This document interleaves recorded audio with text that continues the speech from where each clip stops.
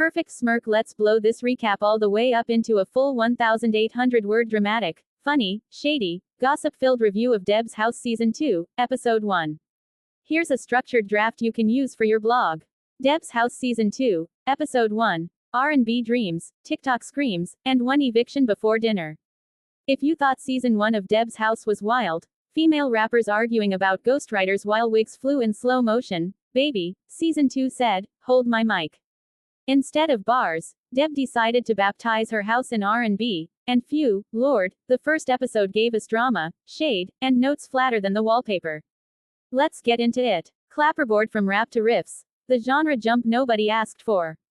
Last year, Deb's house thrived on rap beefs and lyrical takedowns. Now, Deb claims she's searching for the next R&B star. The problem? The house doesn't have enough insulation to handle all these high notes. Instead of bars, we're getting shaky riffs, bathroom acoustic TikTok auditions, and background singers who couldn't find the key if it was taped to the front door. It's like going from love and hip-hop to Sunday's Best overnight, but with worse lighting. Cell phone TikTok talent takedown. Deb turned to TikTok to cast Season 2, and that's where the mess began. Viral fame and vocal talent are not twins, and half of these contestants proved it. Somebody went viral humming with their dog, but now that they're in the house, sis couldn't hum her way out of a paper bag. Deb sat through it all with that "don't waste my time" face. You know that face. The one that could stop a whole church choir mid-song. One contestant barely got 2 notes out before Deb waved her hand like, next. Brutal, but iconic. Woman judge and jury. Waka, Flocka and Keke, Wyatt. Now this part right here. Comedy gold. Waka, Flocka. Why is Waka judging R&B singers? He spent the whole time bobbing his head like he was waiting for a beat to drop. Every time someone sang a ballad, he looked like he was fighting the urge to add an ad-lib.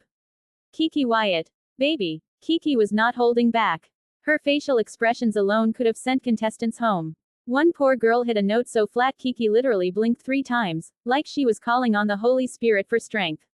Together, Waka and Keke were like peanut butter and hot sauce, unexpected, messy, and weirdly addictive. Luggage the top 10 with a side of eviction. After the dust settled, Deb picked 10 contestants to move in. Except, plot twist, one contestant didn't even make it through the first night. Yep, eviction on night 1. Didn't even get to put their toothbrush in the bathroom. Deb's house has a higher turnover rate than fast food jobs. And the way Deb told them to leave. No long speeches, no hugs, just, pack it up. Legendary levels of savage. Mic the sing-offs. Off-key and over it.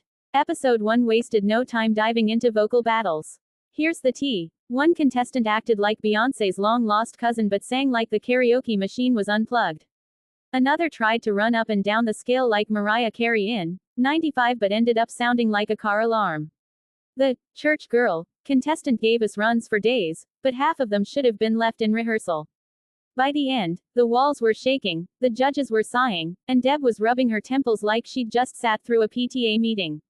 Boxing glove first night fights. Because of course. Did you think 10 singers could live under one roof without drama? Please. By night 1, the claws came out. The real singer argument. 2 contestants got into it over who was the true vocalist of the house. Sis, neither of y'all can hit a whistle note, so let's humble ourselves. Wardrobe wars. Somebody showed up in sequins from Deb's alleged coat closet, and the rest of the house has not stopped talking about it. Room assignments. Nothing says messy reality TV like arguing over bunk beds. Deb didn't even flinch. She let them bicker, probably thinking, good TV, keep rolling. Derelict house. The house is still the star. Let's be honest. Deb's house is its own character. The walls have seen more drama than a daytime soap. Every time someone tries a high note, I swear the chandelier shakes like it's ready to file a complaint.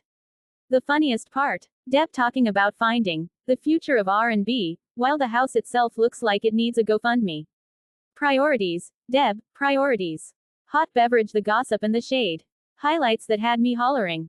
A contestant's warm-up sounded like a car struggling to start in winter. Even the cameraman zoomed in like, what is this? Somebody said they were the voice of their generation, right before cracking mid-note. Girl, the generation just hung up the phone. The after-audition pizza party. Cheese only. The shade writes itself. Crystal ball. Final word. Season 2 is already off the rails.